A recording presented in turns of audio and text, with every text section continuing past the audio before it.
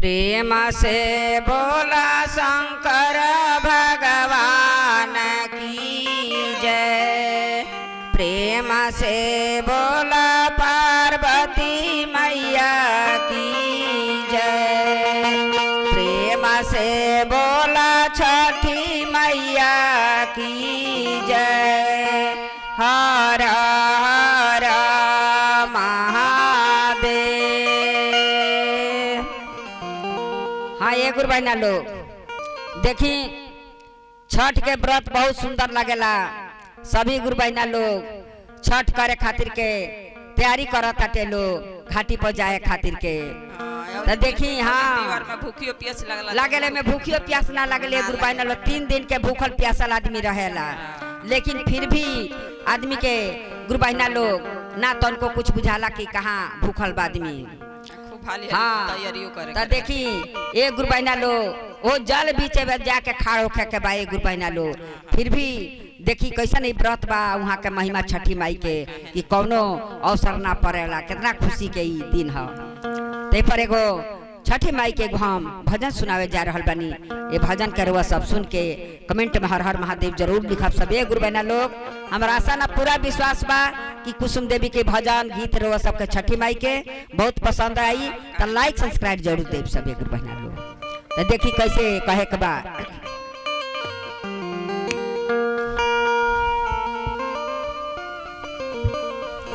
कि चारे चौखंडा के पोखरावा ए बनारस ऐसन घाट ए बनारस ऐसन घाट।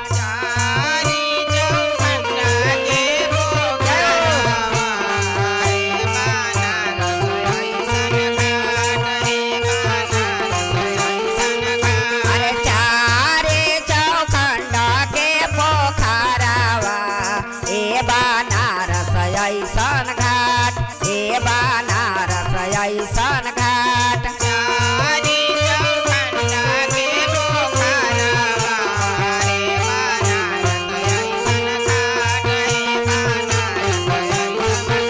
अरे पोखरा चले ले कुसुमा देई आचर देली सोहराई आचर देली सोहराई।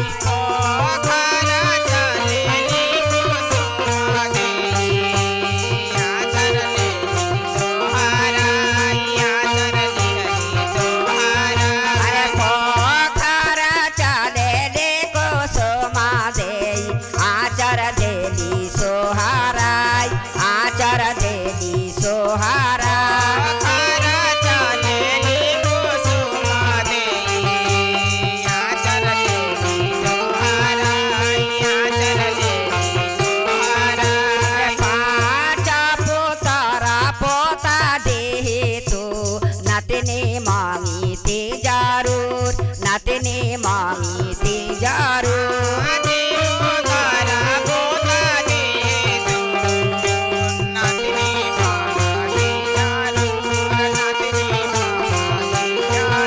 अरे पाचा पोतारा पोता दे तो पोतिया मांगी ते जरूर पोतिया मांगी ते जरूर।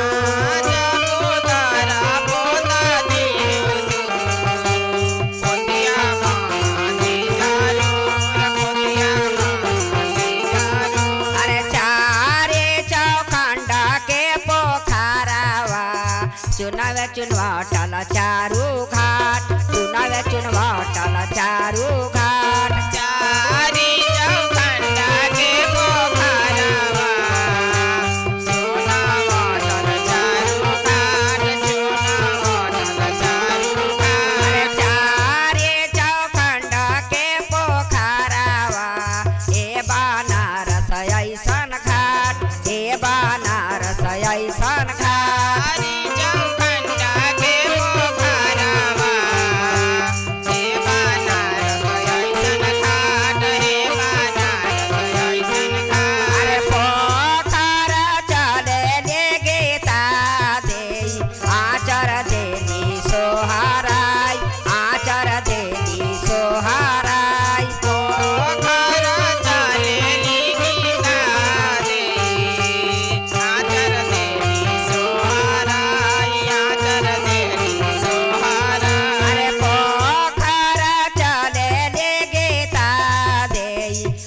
आचर देली सोहाराई आचर देली सोहाराई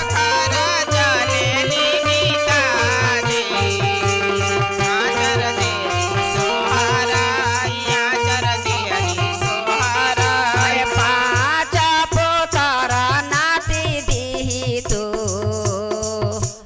नातिनी मांगी ती जरूर नातिनी मांगी ती जरूर जय मैया अरे पाँच पुत्र नाते देही तू नातिनी मांगी ती जरूर नातिनी मांगी ती जरूर ऐसन घाट ए बनारस ऐसन घाट चारी चौखंडा के पोखरवा ए बनारस ऐसन घाट ए बनारस ऐसन घाट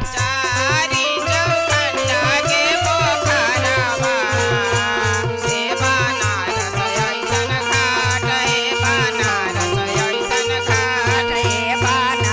ऐसन घाट ए बनारस ऐसन घाट ए बनारस ऐसन घाट ए बनारस ऐसन घाट ए बनारस ऐसन घाट ए बनारस ऐसन घाट